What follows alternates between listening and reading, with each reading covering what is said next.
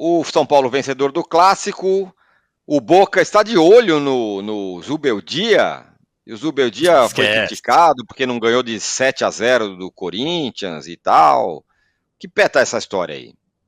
Tem reportagem Não, aqui no UOL, olha lá, ó, do André sim, Hernan falando que o São Paulo Zubeldia entra no radar para assumir o Boca Juniors.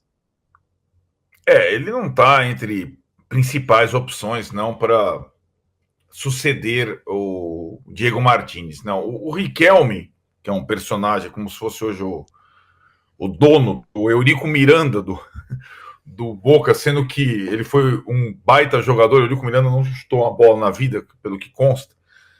É também conhecido, a gente falou tanto das alternâncias e sucessões de treinadores no Flamengo, o Riquelme é assim no Boca, né? O treinador lá não dura. Ele já tentou de tudo. Mas agora, os favoritos são jogadores, você vê como é, por isso a semelhança com o Felipe Liz. Jogadores que atuaram com o Riquelme, que viraram treinadores, são as principais opções. O Fernando Gago, só que o Fernando Gago está nos Chivas no México. O Fernando Gago foi técnico do Racing, foi, né, que jogou muito no Boca.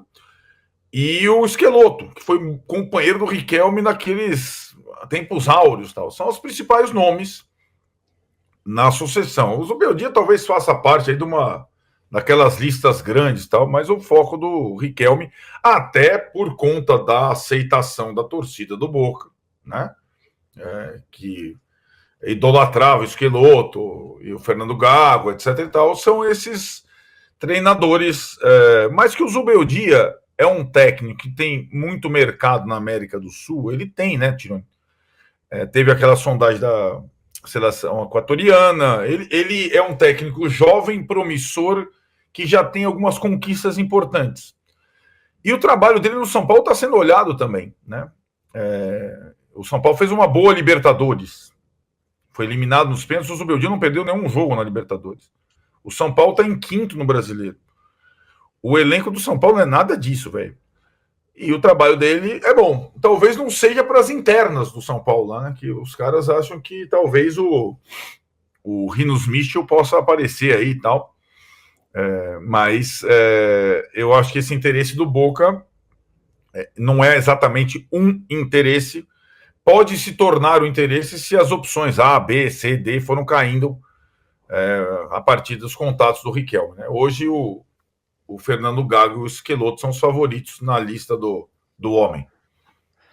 Ô Danilo, para fechar, o Zubeldia, ele merece uma avaliação ao fim da temporada, se deve continuar ou não? Ou tem outras coisas no São Paulo que fazem com que o São Paulo chegue onde está chegando? Não, para mim dá para conversar, dá para falar, olha, a gente acha que errou aqui e tal, né? Pegar alguém, Muricy, alguém que realmente viva o dia a dia do futebol e tenha cacife para isso. Mas para mim o Zubeldia tem que continuar e tem que já fazer o planejamento do ano que vem. Eu acho o trabalho dele muito bom. A gente vê claros sinais de evolução ao longo da temporada. O São Paulo foi eliminado para o Botafogo sem perder.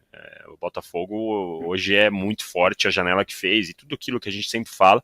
Então, assim, eu acho que o São Paulo tem um bom trabalho com o Zubeldia. Eu daria o planejamento de 2025 na mão do Zubeldia, já blindaria de todas as formas possíveis, dando entrevista, coletiva, aproveita que o Casares ama o Instagram, faz um vídeo abraçando lá o Zubeldia, falando que vai ficar com ele até sei lá quando, dando todo o poder, porque para mim o trabalho dele é muito bom. E até pensando com a cabeça do Zubeldia, o Boca é gigante, mas no momento, ficar no futebol brasileiro, no São Paulo, eu acho que é uma decisão muito mais correta, é uma decisão que é melhor para a carreira dele também, ele seguir um trabalho, fazer um trabalho mais longo e que ele tem mais chances de vencer coisas grandes com o São Paulo do que com o Boca, na minha opinião.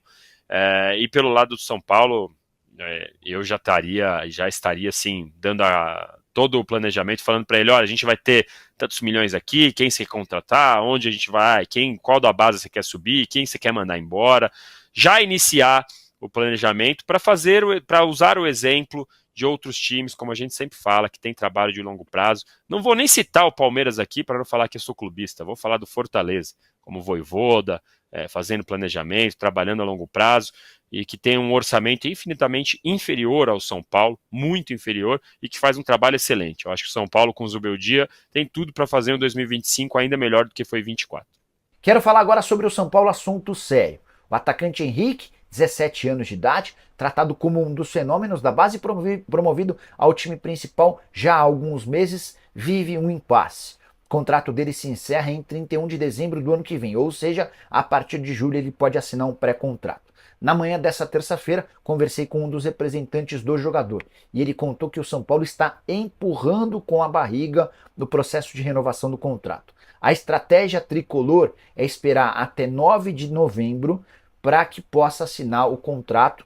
Nessa data ele completa 18 anos de idade, o que permitiria ao São Paulo assinar um contrato de 5 anos com o Henrique. Se ele fizesse um contrato anterior aos 18 anos de idade, esse vínculo só poderia ter 3 anos de duração.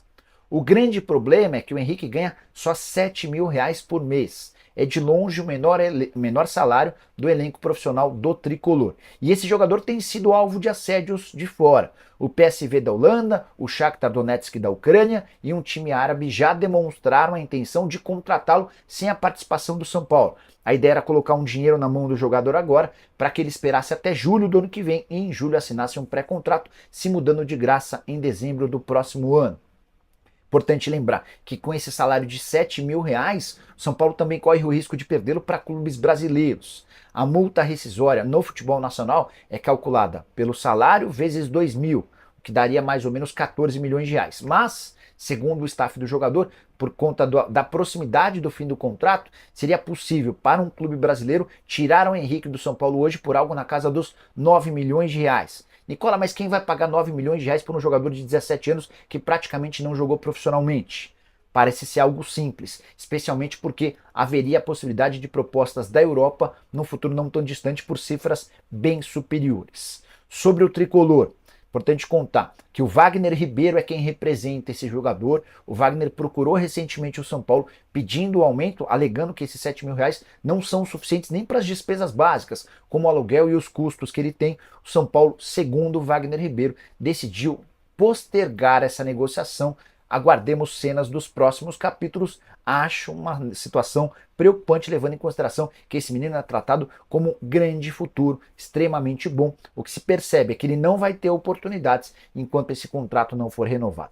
Só para completar sobre o São Paulo, Luiz Zubeldia na mira do Boca Juniors. Essa especulação começou a correr nos noticiários nas últimas horas. O Boca Juniors de fato mandou seu técnico embora. O São Paulo garante estar absolutamente tranquilo e só o libera mediante pagamento da multa, que é de 3 salários.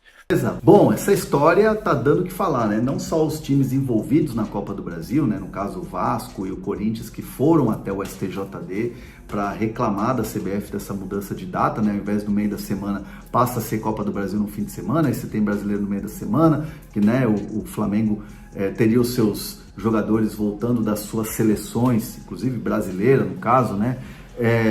No final de semana com descanso, e aí jogaria um brasileiro, né, que praticamente o Flamengo não quer olhar para o título ou abre mão, né, com essa atitude de pedir a mudança de data, focando na Copa do Brasil, que seria o jogo da volta contra o Corinthians na Neoquímica Arena. Isso reverberou também nos times do Brasileirão. No caso São Paulo, vai ter o jogo, não vai ter mais o jogo no fim de semana contra o Vasco, né? Teria o jogo contra o Vasco no meio da semana, dia 16, está marcado, já está na tabela do Brasileirão, dia 16, e aí vai ter que buscar um estádio também, além da questão dos jogadores que são convocados com frequência. No caso de Amal Lewis, aí já até uma viagem mais longa, né, se você for pensar, né, Europa e tudo mais, e o Bobadilla para a seleção do Paraguai, disputando as eliminatórias da Copa do Mundo. Então, além da perda ali esportiva dos jogadores, né, você tem também a questão de buscar um estádio. Então, o São Paulo já está pleiteando nos bastidores 3 estádios. Primeiro, né, Brinco de Ouro, Vila Belmiro e também o estádio em Ribeirão Preto, o estádio do Botafogo. A questão do estádio do Botafogo é muito pela relação que o São Paulo tem com o Adalberto Batista, que já foi, inclusive, diretor executivo do São Paulo e hoje ele é um dos investidores do Botafogo. A Vila Belmiro, porque o gramado é bom, é perto para o torcedor ir, né, descer para a Baixada Santista 1 hora, 50 minutos. E também tem uma boa relação, quando o São Paulo jogou lá na Vila Belmiro, contra o Bragantino, né, se eu não me engano. E também o Brinco de Ouro da Princesa, porque Campinas também é rápido para você chegar, um pouco mais de 1 hora. E o São Paulo ouviu muitos elogios do Palmeiras em relação ao gramado do Brinco de Ouro da Princesa. O Palmeiras tem mandado seus jogos lá quando tem shows no Allianz Parque. Então são esses 3 estádios que o São Paulo está pleiteando já nos bastidores. Lembrando que, poxa, André, não pode jogar em Brasília como jogou, ganhou o Clássico no fim de semana. Nessas últimas 10 rodadas do Brasileirão, não pode jogar fora do estado de São Paulo. Você tem que jogar no seu estado, no caso São Paulo, no seu estado, estado de São Paulo. Então, há o regulamento da competição que não permite você mandar jogos, por exemplo, sei lá, Arena da Amazônia, quero mandar na Arena da Amazônia, quero ir para Belém, no Mangueirão. Não pode vender mando de campo para fora. Você pode até jogar num estádio, mas que seja dentro do seu estado. Então, por isso, o São Paulo já está se mobilizando, procurando esses estádios para ver se manda esses jogos, esse jogo especificamente, né, contra o Vasco, já que na data de 16, o São Paulo imaginava que ia folgar, já que não está na Copa do Brasil. Tem ali a questão do Morumbi está sendo ocupado pelo Bruno Mars nos shows, 6 shows, né, que vai fazer aqui em São Paulo, começando inclusive neste final de semana.